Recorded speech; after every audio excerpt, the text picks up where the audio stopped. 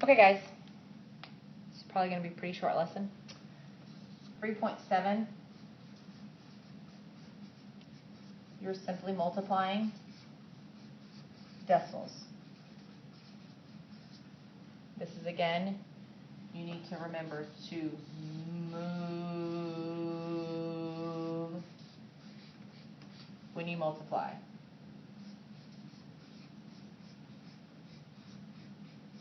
Remember to move when you multiply. Move when you multiply. All right, so look at page 142 in your workbook. Remember, you take notes straight to your workbook. All right, number 1. 3 62/100 times 1 4/10. Please understand that you must understand that the first thing you do is you're not lining up your decimals. Don't line up your decimals.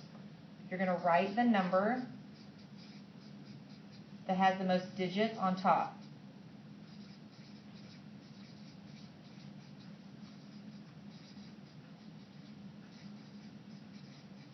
Okay, number 2, multiply. Number 3, move decimals. Okay, so again, you have 5068, 5068. Okay, again, don't look at your whole number, don't line up your decimals, nothing. Okay, tenths, hundredths, thousandths, tenths, hundredths, thousandths.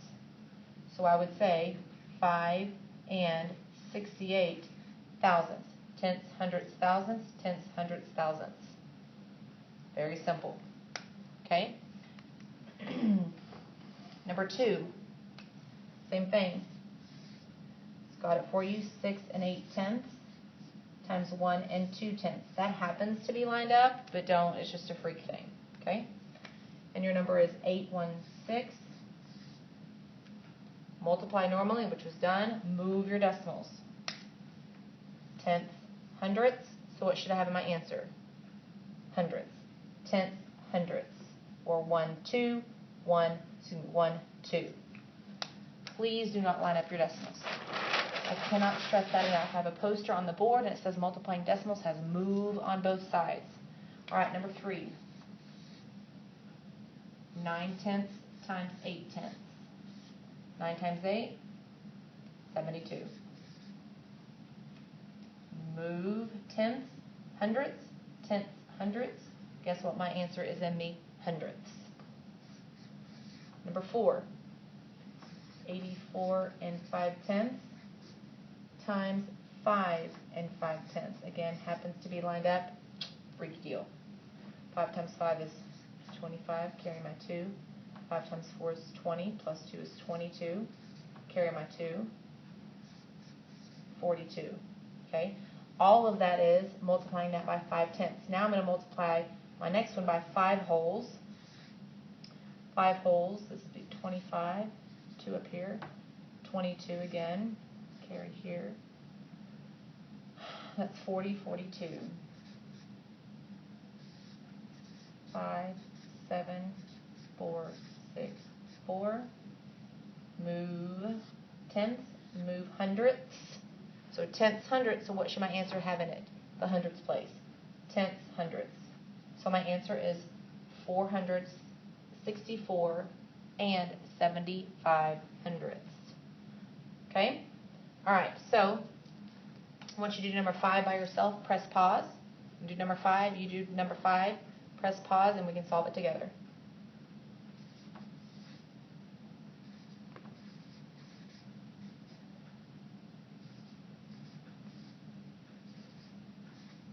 Three, 21, 27, 14, 16, 18, carry my 1, 7, 4, 3, 5, excuse me, that's a 14, 6, 1, 2, or tenths, hundredths, thousandths, tenths, hundredths, thousandths. All right, turn to page 144. We're going to do a couple of those problems together. All right, so we're on page 144. Let's look at page number 18. It says Arnold is solving his multiplication problem 8 and 12/100ths times 4 and 7/10ths. Which of these estimates can Arnold use to help him determine whether the decimal point where the decimal point belongs in the product? So, well, first of all, just go ahead and solve 8 and 12/100ths times 4 and 7/10ths. 7 times 2 is 14. Here is 8. 56. 8. 4. 32.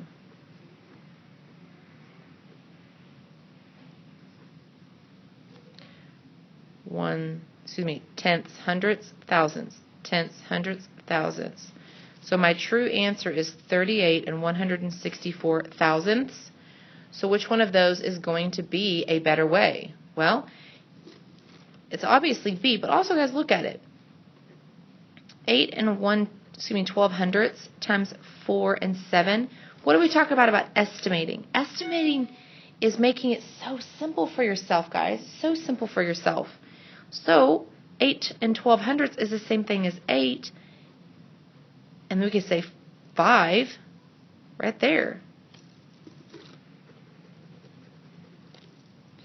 Which multiplication problem will not give you the same product as 5 and 5/10ths times 4 and 44/100ths?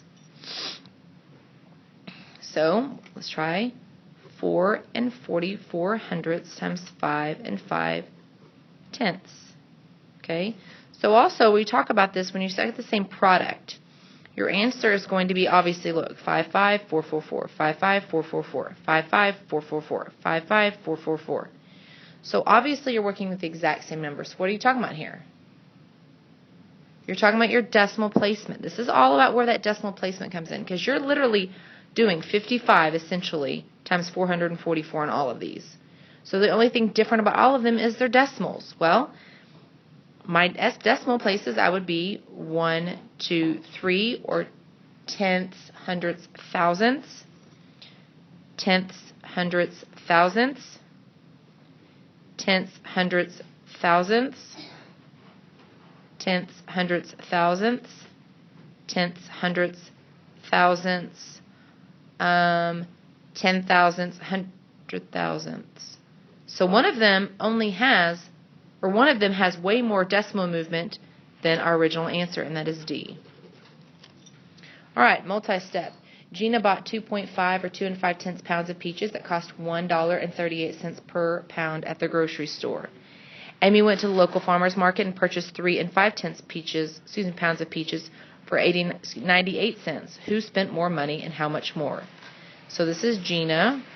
So I'm going to do 1 38/100ths times 2 5/10. 40, 19, 6, 16, 7, 2, 0, 5. Tenths, hundredths, thousandths. Tenths, hundredths, thousandths.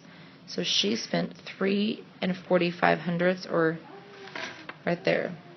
Then Amy did 3 5/10 times 98 cents per pound. 40, 24, 28, 40, oh, that's 45, 27, 28, 29, 30, 31.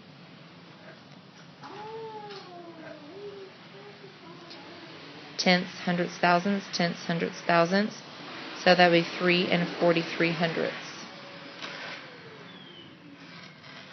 So, first of all, Gina spent more. Who spent more? Gina versus Amy. How much more did Gina spend? 2 cents. Very simple, guys.